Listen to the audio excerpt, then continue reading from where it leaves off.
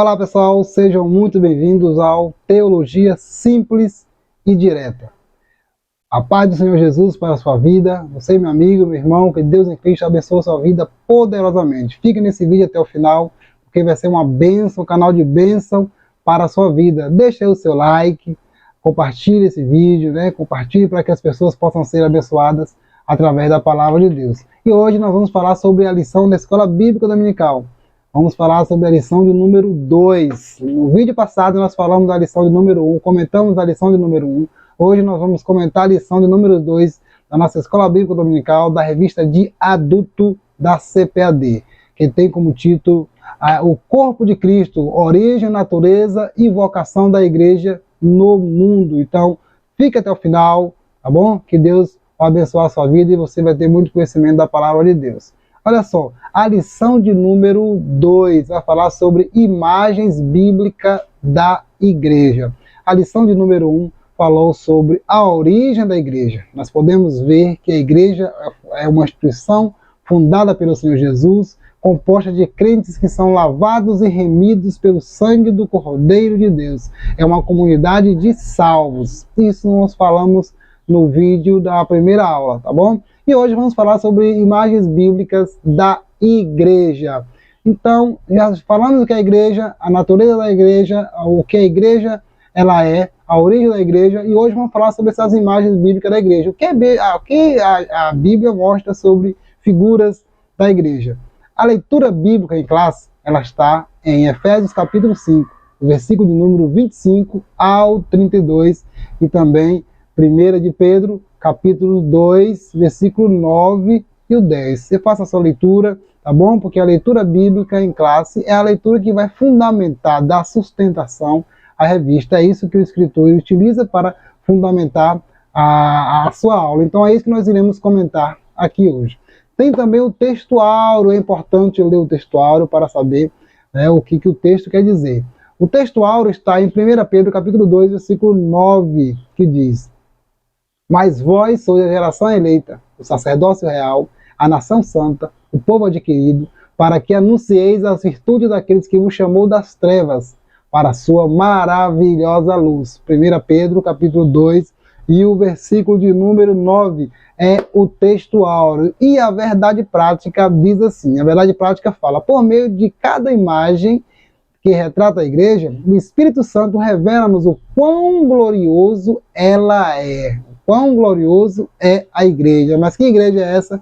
Um conjunto de cristãos salvos por Jesus Cristo. Então, não sai deste vídeo, fica até o final, que nós iremos adentrar agora na revista, na lição. Olha só, mas antes, quero lembrar você, tá bom? Uma reflexão para você, que a igreja, ela se encaixa-se no plano geral de Deus para unir todas as coisas em Jesus Cristo. É o povo que Deus está formando e por meio da qual ele está agindo na história. Sua missão estende-se para além da história remanescente e para a eternidade. Essa é a missão da igreja, você lembrar o que é a igreja. A igreja é isso. A igreja encaixa-se no plano geral de Deus. O plano geral de Deus. Então, vamos adiantar. Praticamente todas as imagens bíblicas da igreja sugerem um relacionamento essencial e vivo entre Jesus e a igreja. As imagens vão mostrar esse relacionamento envolvido em amor entre Cristo e a igreja. O apóstolo Paulo, ele vai mostrar isso dizendo assim, grande é este mistério, digo porém, a respeito de Cristo e da igreja. Então, essas imagens que nós vamos abordar, ela vai mostrar esse relacionamento entre Jesus e a igreja, entre Cristo e a igreja. Esse relacionamento essencial e vivo, puro, envolvido no amor. Olha, a lição, o escritor, o comentarista, ele dividiu a lição em três tópicos. O primeiro tópico fala sobre imagens que descrevem um relacionamento, tá bom? Imagens que descrevem um relacionamento. E o segundo tópico vai imagens que descrevem função, e o terceiro, imagens que descrevem habitação. Então, essas imagens que nós quer representar a igreja, ela tem, o escritor ele dividiu nesses três tópicos aí, que nós iremos socializar com você. Espero que você aproveite e desfrute bastante do que nós iremos falar aqui neste dia. Então, vamos para frente. O primeiro tópico fala sobre imagens que descrevem um relacionamento. A primeira imagem bíblica da igreja descreve um relacionamento. Mas que relacionamento? Mas que imagem primeira é essa? A imagem primeira, a primeira imagem, né, o primeiro subtópico fala sobre a imagem da igreja como a noiva de Cristo. A noiva de Cristo. Esse termo, né, vai ser utilizado, a Bíblia vai falar tanto da noiva como também do esposo. É um termo que vai ser utilizado, emprestado lá do Antigo Testamento, como é que eram os contratos de casamento, de noivado, de todo o processo que tinha, né, do cuidado que tinha, de como que era esses trâmites aí do casamento, do noivado até o casamento. Então, aí agora Paulo vai pegar esse termo e vai trabalhar lá em 2 Coríntios, capítulo 11, no versículo 2. Ele vai falar que a igreja é descrita como uma virgem pura.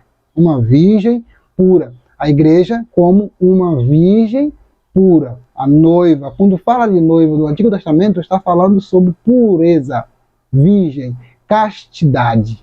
Tá certo? Então, esta palavra ela vem da grego, quer dizer parthenos, que quer dizer virgem pura. Então, Paulo ele trabalha esse termo muito forte na segunda carta aos Coríntios, mostrando esta imagem da igreja, a igreja como uma virgem pura para guardar o seu noivo. Tá bom? Ela é usada numa relação de uma donzela, né, que está próxima a contrair as núpcias, a se casar e contrair assim as núpcias. Então a figura da igreja como uma noiva traz uma ideia de castidade, de pureza, de preservação, né? de fidelidade. Conceito forte de fidelidade, né? Desde o noivado até o casamento. Então é a primeira figura que a Bíblia mostra, né, que nós iremos tratar, que nós estamos falando, é sobre a igreja. Ela é a noiva de Cristo. E sendo noiva, ela respeita o Senhor Jesus, e ela também é cuidada pelo seu Senhor Jesus, pelo nosso Senhor Jesus. Imagina aí, às vezes as pessoas, né, ignorância, não sei, eles falam assim, olha, eu vou pegar a igreja, eu vou bater na igreja, eu faço isso para a igreja. Mas como é que pode alguém bater na noiva de alguém? Você que é casado, você que é noivo, a pessoa alguém bater na sua noiva, na sua esposa? Dá um trabalho, não dá? Você vai dar problema, não vai dar nada certo. Então, e a igreja como noiva de Cristo também, ela tem um dono, ela é propriedade de alguém. Este alguém, sabe quem é? É o nosso Senhor Jesus Cristo. Então a igreja como uma noiva, é a primeira figura que o apóstolo Paulo ele traz, da igreja como noiva. E olha só, Russell Champlin, ele cita o Wendell, lá no Novo Testamento interpretado, ele tratando da carta aos Efésios, né, ele diz assim, ó, o matrimônio, considerado como símbolo de relação entre Deus e seu povo, atravessa a Bíblia inteira. A analogia nupcial, quase desde o princípio, fica subentendida na ideia de uma aliança. Uma aliança. Pois a palavra aliança, por si mesmo, sumaria o grandioso tema da Bíblia. A gente vai ver que o matrimônio é considerado algo muito sério, que tem a ver, que traz a ideia de aliança, de um relacionamento. Então, o Edel ele vai mostrar sobre isso, e Champion ele comenta isso de uma forma clara, dizendo o seguinte, que essa questão de aliança, de um compromisso, é algo forte em toda a Bíblia. Por isso que fortalece-se na igreja, que a igreja ela é a noiva de Cristo, ela está comprometida com Cristo, ela está comprometida com fidelidade a Cristo, um comprometimento envolvido em amor. tá certo? Então, esse conceito de noiva, a igreja como noiva de Cristo, é um dos conceitos mais belos que tem na Bíblia, né? Quando destaca a igreja, porque realmente está falando de algo essencial, de algo puro, né? De algo realmente fiel, que é o noivado, a relação do noivado, né? Entre Cristo e a igreja. Pois bem, também outra imagem, a segunda imagem que fala sobre o relacionamento é a esposa. São ideias correlatas, né? Noiva, esposa. Também Paulo ele vai tratar sobre isso, essa ideia de esposa.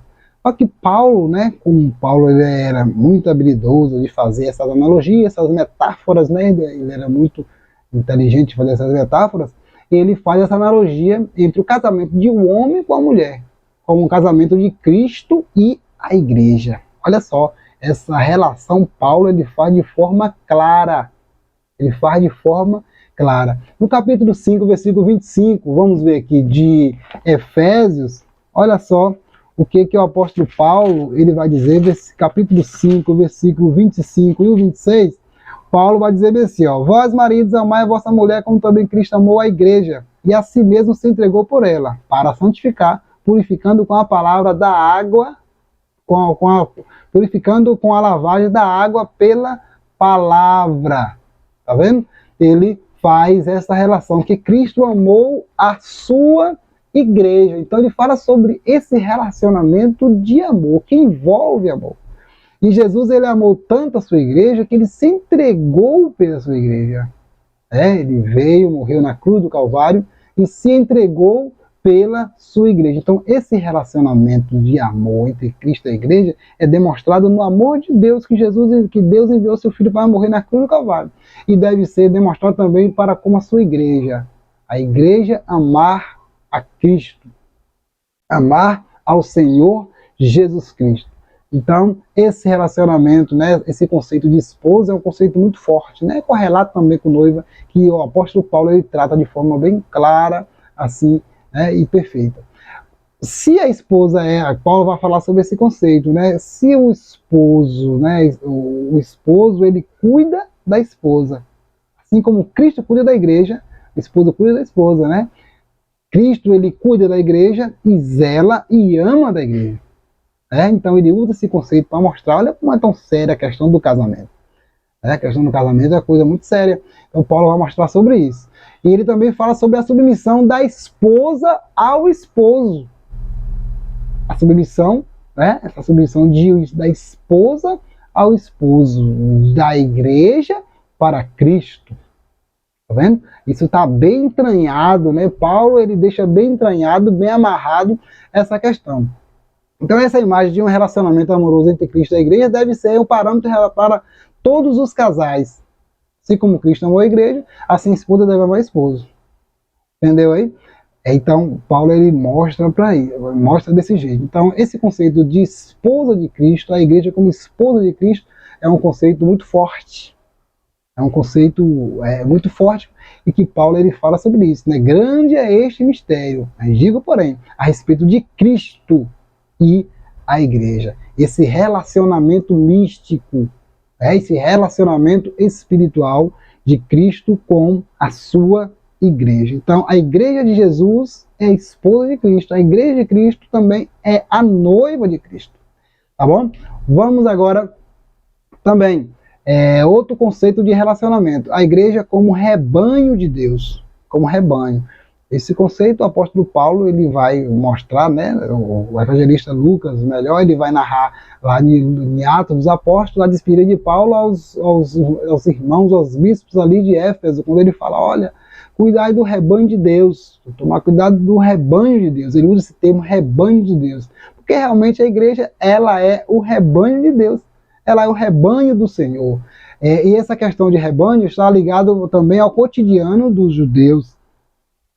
O cotidiano dos judeus, eles eram criadores de animais, criadores de ovelhas, e ele usa essa metáfora mostrando essa questão do cuidado do pastor que tem para com as ovelhas. Olha o Salmo 23. Salmo 23 fala do cuidado do pastor para com as ovelhas. Leva águas tranquilas, pasto verdejante, cuida, tem os elementos, o cajado, a vara, tem um óleo que cuida, tudo isso para cuidar da ovelha. Então o cuidado que o pastor tem para com o rebanho. Jesus, ele é o sumo pastor, e nós somos o quê? O rebanho de Deus. O rebanho. Olha, isso é um privilégio, ser o rebanho do Senhor nosso Deus. Mas esse rebanho, ele foi comprado com preço. E Pedro vai mostrar que ele foi comprado com um preço, né? Este preço foi um preço muito alto, que foi o sangue de Cristo Jesus ali na cruz do Calvário. Então, este rebanho tem um dono. Este rebanho não é solto. Este rebanho, ele não é aleatório aí de qualquer jeito, de maneira nenhuma. Ele tem um dono. Esse dono chama-se Jesus Cristo. Nós fazemos parte do rebanho do Senhor. Nós fazemos parte do redil do Senhor Jesus. Então, os pastores de antigamente, eles tinham muito cuidado pelas ovelhas, né? Até a parábola lá das 99, sumiu uma, perdeu uma, foi em busca das 90, da que perdeu até achar, né? Porque ele tinha cuidado do rebanho. Assim também é Jesus, ele cuida do seu rebanho, ele cuida de você, ele cuida da nossa vida, ele cuida da sua igreja. E Pedro, ele fala sobre o cuidado do pastor precisa ter para com o rebanho, porque ele sabe que o rebanho é de Deus, o rebanho não é dele, né? Do pastor que toma conta do rebanho, no caso físico. Não, o rebanho é de Jesus. O rebanho é de Jesus. Nós fazemos parte do rebanho de Deus e é um privilégio para a gente fazer parte do rebanho de Deus. E ele vai mostrar o modelo de sumo pastor, quem é Jesus. Aquele que disse lá em João 10 que ele é o bom pastor. E o bom pastor, ele dá vida pelas suas ovelhas. Esse foi o preço que ele pagou. Preço de vida.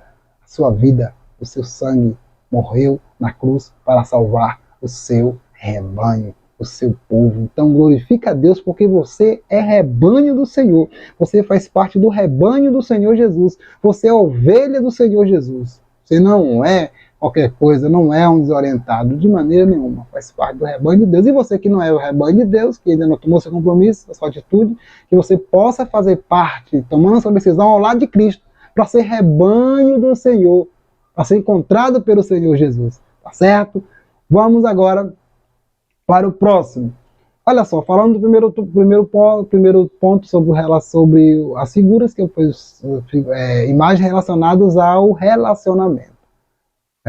Então nós somos, a igreja é noiva, esposa e rebanho. Tá bom? Fixou aí? Esposa, noiva, esposa e rebanho. Agora, o segundo tópico da lição, o escritor ele vai falar sobre imagem que descreve função. Imagens que descrevem função. Aí ele vai trazer, né, primeiro subtópico, geração eleita, sacerdócio real, nação santa e povo adquirido. Assim como no antigo pacto, né, da mesma forma Deus possui um povo debaixo do novo pacto. Quem é este povo? Ele vai chamar de geração eleita, sacerdócio real, nação santa e povo adquirido. Povo adquirido. E quem é este povo? A igreja. Por que ela é geração eleita? Porque em Cristo Jesus, né, todos formam a geração eleita. Esse termo vem de gênero, no grego gênero quer dizer raça. Mas em Cristo todos fazem parte da geração eleita por Jesus. Todos formam a geração eleita de Jesus. Aí pode ser branco, preto, né, servo, livre, grego, judeu, todos fazem parte da geração eleita. Então tudo converge em Cristo. Aí não há grego, não há judeu, não há bárbaro, não há cita, nada disso. Todos fazem parte da geração eleita. Foi Jesus quem elegeu. Não foi o homem, foi o próprio Senhor Jesus quem elegeu a sua igreja como geração eleita. Também o sacerdócio real. Né? Pedro vai trazer essa questão do sacerdócio real. Ele vai falar com base lá no Antigo Testamento que Deus ele escolheu a família de Arão e da tribo de Levi. Para quê? Para ser sacerdote na antiga aliança. O que era um sacerdote? Era aquele que fazia mediação entre o homem e Deus. O homem está aqui, Deus. que ele fazia, o sacerdote mediava, levava as suas orações, as suas ofertas, né, do homem para com Deus. Mas Pedro vai dizer que em Cristo hoje a igreja é diferente, não é mais como o sacerdócio da antiga aliança. Né? Os escritores hebreus também vão mostrar claro sobre essa diferença da antiga aliança com a nova aliança. Os escritores hebreus, Paulo também vai falar isso. Mas Pedro vai dizer o quê? Que nós, a igreja de Jesus, ela é um sacerdócio real. É diferente, não precisa mais de mediador entre Deus e o homem. Então, quando Jesus morreu na cruz do Calvário, o que aconteceu ali com o véu do templo se rasgou de alto a baixo, estava dando acesso para que todos pudessem entrar no santuário. Não só os sacerdotes, mas todos que fazem parte da igreja entrar no santuário, porque o caminho foi aberto. O escritor aos Hebreus vai dizer, pelo novo e vivo caminho que ele nos consagrou, pelo véu, isto é, pela sua carne.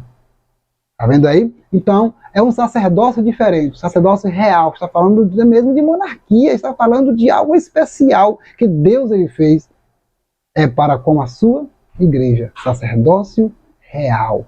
Sacerdócio real, sacerdote real. Então quem foi que fez isso por nós, pela igreja? O Senhor Jesus, através da sua morte, ele nos fez.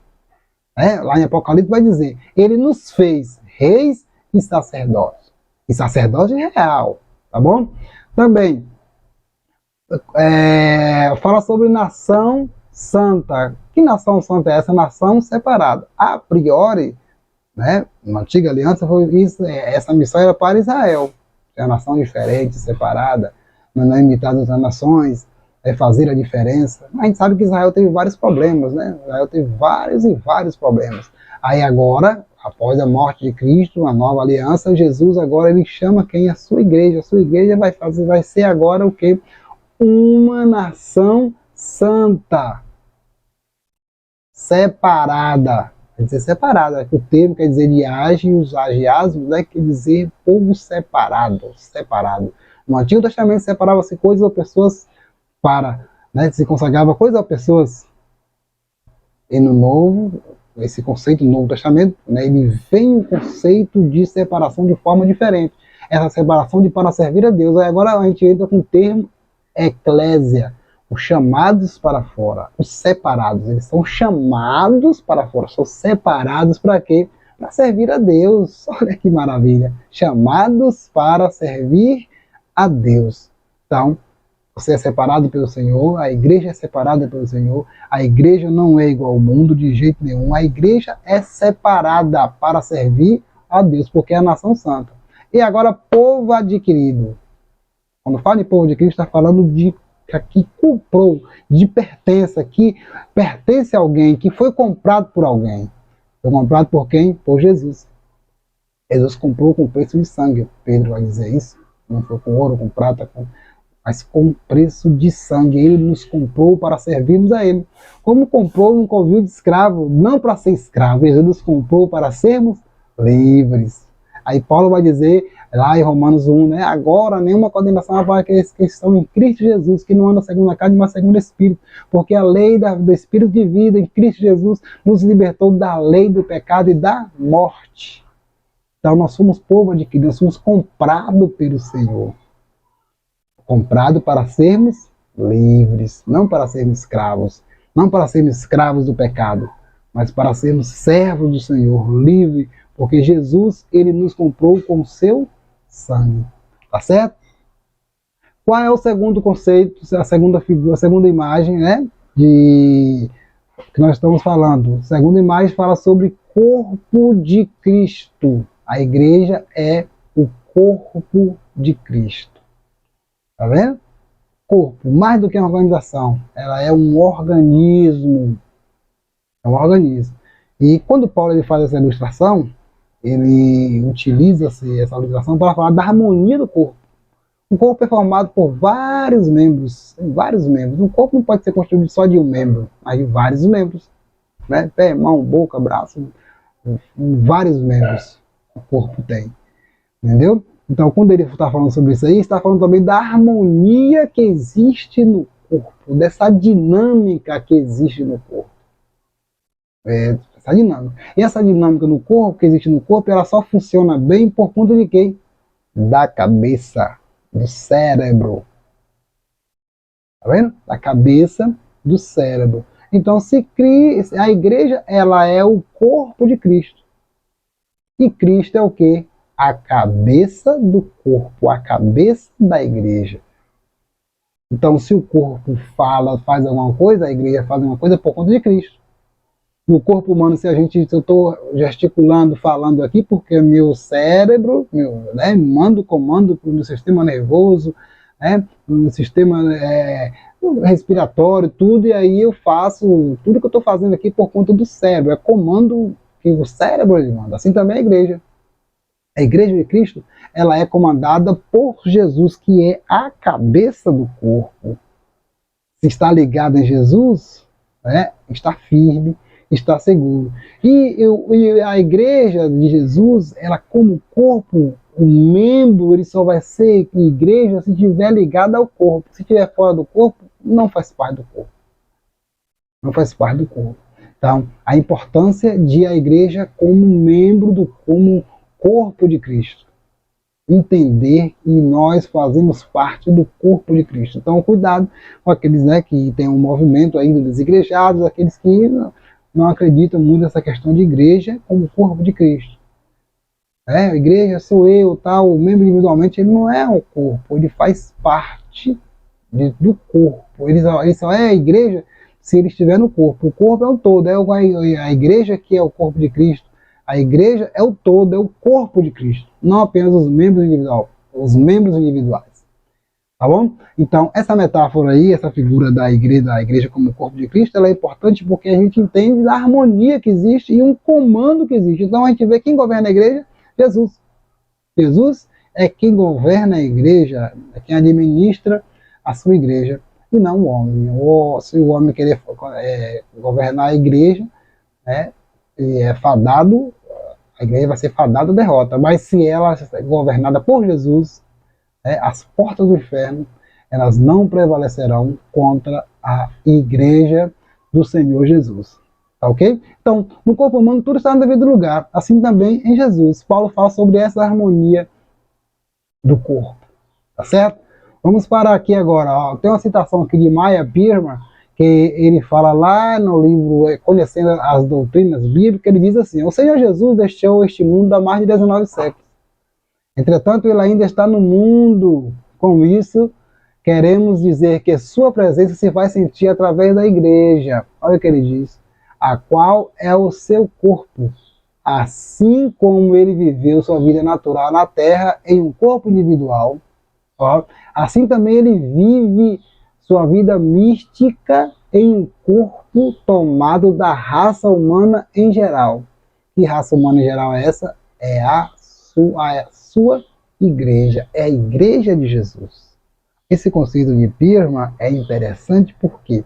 Porque ele mostra o seguinte, que Jesus ele habita na igreja, ele se faz sentido através da igreja, que é o seu corpo. Ele diz que quando ele viveu aqui na Terra, ele viveu num corpo físico, mas hoje não, ele vive num corpo místico que é a sua igreja.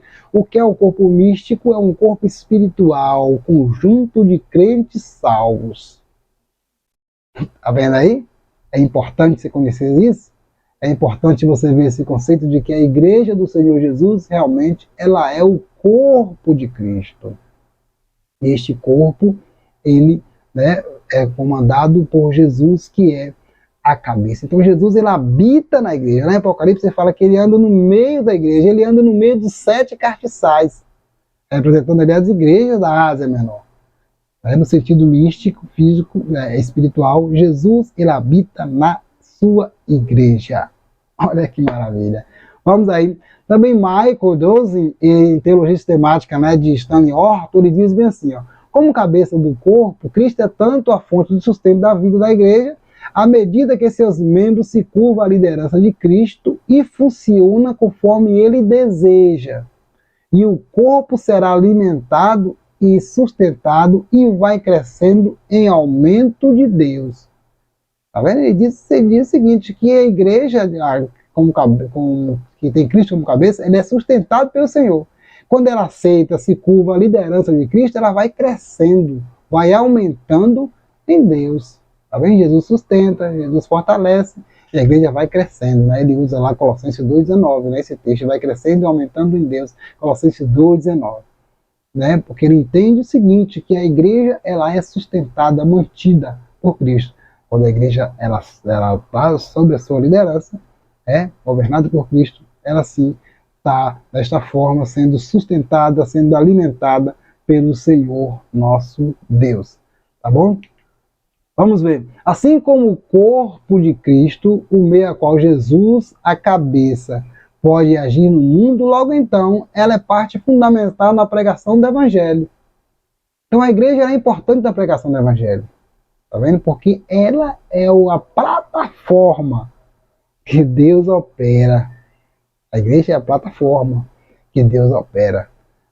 Então aí ela é importante na pregação do Evangelho. Então a igreja ela é fundamental. Por isso que a gente diz que a igreja é a instituição que Deus mais preserva na terra, é a sua igreja. Então você que é igreja do Senhor, saiba disso, que a presença de Deus, a presença de Deus ela é representada na igreja do Senhor. E você como igreja precisa entender e valorizar isso. Valorizar, que é parte fundamental na pregação do Evangelho. É por meio da igreja que o mundo conhece o Evangelho. É por meio da igreja que o mundo ele é resgatado dos seus maus pensamentos, da sua imoralidade e muitas dessas coisas assim. Porque a igreja ela fala de Jesus, mostra Jesus para a sociedade. Tá certo? Vamos agora para o terceiro tópico e o último tópico da lição, que fala assim, imagem que descreve a habitação. A igreja, né? Vamos falar sobre imagem que descreve a habitação. A primeira imagem fala sobre santuário de Deus. A igreja, ela é santuário de Deus. E Paulo, ele vai tratar sobre isso, né? Faz um resgate. Paulo, ele faz um resgate lá do Antigo Testamento, do templo, do Antigo Templo, do tabernáculo. Que Paulo, ele é muito entendido de Antigo Testamento, ele faz esse resgate para mostrar que a igreja, hoje a igreja ela é o templo do Espírito Santo. A igreja no sentido coletivo. Como templo de Deus. Lá na antiga aliança, a gente sabia como é que era o rigor do templo. Existiam todos os rituais, né? Deus, um Deus santo, exigia santidade, como existe santidade também hoje. A gente vê como que era. Não era qualquer pessoa que entrava no templo, existiam as restrições, oferecer o sacrifício ainda mais, né? Existiam pessoas separadas para aquela determinada finalidade. Então, era o templo do Senhor santo, Deus é santo. E Paulo vai mostrar que a igreja ela é o templo do Senhor. O templo está falando também de casa, né? De morada. Olha só, o comentarista da Bíblia Pentecostal ele enfatiza assim, nesse aspecto a igreja, tá vendo? Requer completa separação da iniquidade e da imoralidade. Ela sendo templo, ela requer dela separação total da iniquidade e da imoralidade. Então a igreja não pode comungar com o mundo, não pode comungar com a iniquidade, não pode comungar com as coisas imundícias do mundo, de jeito nenhum. Porque a igreja ela é santa. A igreja é templo do Senhor.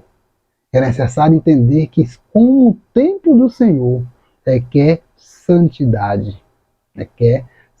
Então, a igreja, no sentido coletivo, era o templo do Senhor. Individualmente, também, o apóstolo Paulo vai dizer lá em 1 Coríntios 6,19, que o crente individualmente, ele é templo do Espírito. Individualmente, ele é templo do Espírito, casa do Espírito. Tá vendo? Ele diz que não sou de vós mesmos. Tá vendo? São os templos do Espírito. E como templo do Espírito, tomar cuidado para não profanar o templo, né? Ele vai dizer lá no capítulo 3, versículo 17 de 1 Coríntios, cuidado para não profanar o templo de Deus. Às vezes as pessoas não valorizam, né? Pensa que é qualquer coisa e que pode fazer qualquer coisa. Não, você é templo do Espírito Santo, individualmente. A igreja é templo do Espírito Santo, coletivamente. Tá vendo? Na forma corporativa, a igreja é retratada como sendo santuário de Deus, lugar onde Deus habita. Não estou falando aqui de igreja física, de bloco, de cimento, de cerâmica, não. Estamos falando aqui do sentido de igreja invisível, a igreja mística. A igreja mística, ela é o templo do Espírito. Tá bom? Templo de Deus, morada do Senhor nosso Deus. Tá entendendo aí? Preste atenção. Também, outro conceito de igreja é casa de Deus. Tá vendo? A igreja é descrita como sendo a casa de Deus. Paulo vai dizer em 1 Timóteo, capítulo 3, versículo 15, como casa de Deus. Esse conceito também é um conceito importado lá do Antigo Testamento, né? Paulo, como sempre, ele vai falar como casa e também como a família de Deus. Tá vendo? A gente vai ver que Deus, ele sempre amou família, porque ele que instituiu a família. Olha Adão lá no Éden, né? Ele formou uma família. Olha os patriarcas, Abraão, Isaac e Jacó. E aí a família de Jacó para representar Israel. Tá vendo? Sempre a família Deus está sempre ligado à família, porque Deus ama a família. E a igreja é representada como a casa de Deus, uma figura da casa de Deus. A casa é onde é constituída de famílias. Famílias. Este conceito de família é forte. Porque onde tem a igreja é forte quando ela é formada por famílias fortes. Quando ela tem famílias fortes, é forte. Mas quando tem famílias fracas, né, no sentido espiritual, ela também vai ser uma igreja fraca. Então, cuidado com isso. Né? O inverso é perigoso.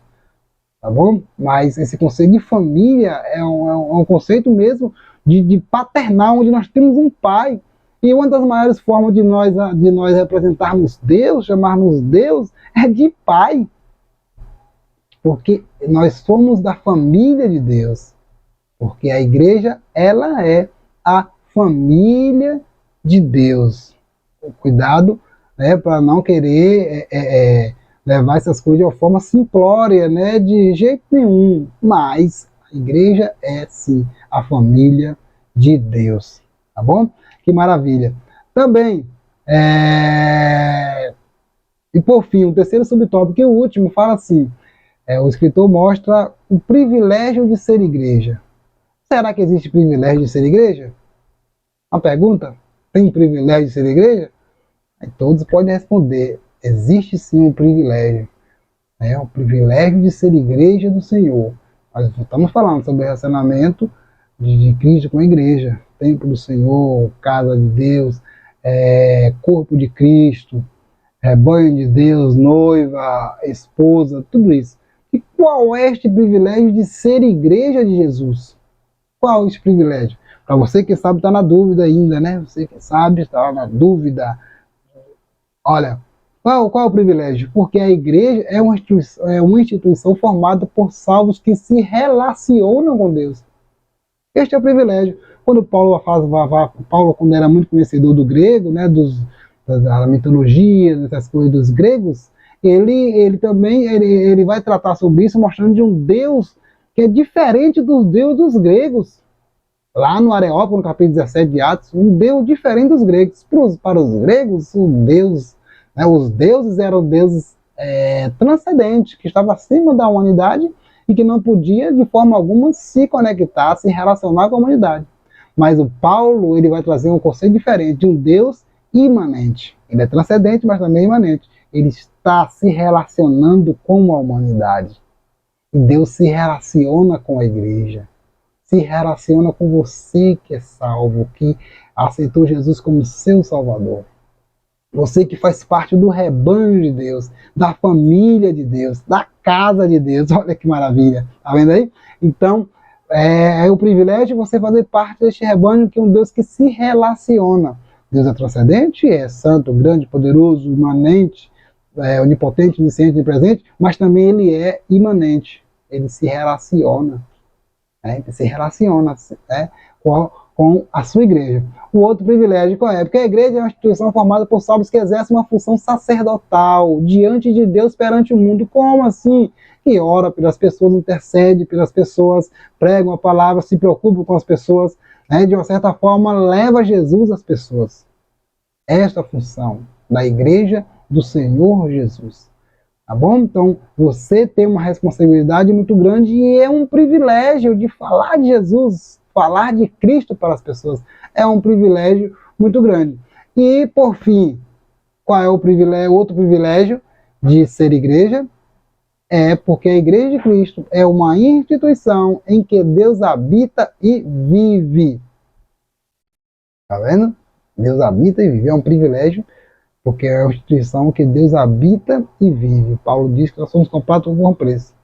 Glorificados a Deus os nossos corpos, nossos espíritos, aos quais pertencem a Deus. Deus habita na igreja mística, espiritual, igreja visível, um organismo vivo. E este organismo vivo, Deus habita e vive.